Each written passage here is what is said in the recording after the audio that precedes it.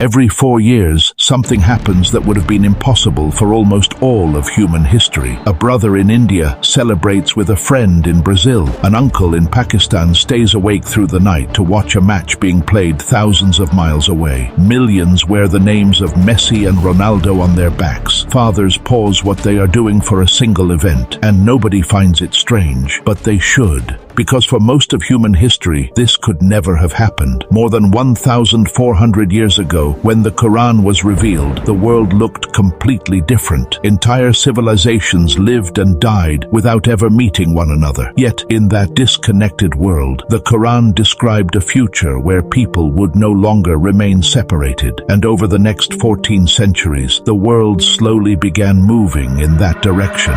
Then, slowly, the impossible became reality. Ships crossed oceans, the internet connected billions, and suddenly, people from opposite sides of the planet could speak, work, and celebrate together. What once seemed impossible became normal, and nowhere is that more visible than the FIFA World Cup. What began as a small football tournament grew into one of the largest gatherings in human history. But this massive global event actually was the final piece of a 1,400-year-old puzzle, which brings us back to the question, how could anyone have imagined a world like this 14 centuries ago? The answer lies in a verse of the Quran. In Surah At-Takwir, Allah says,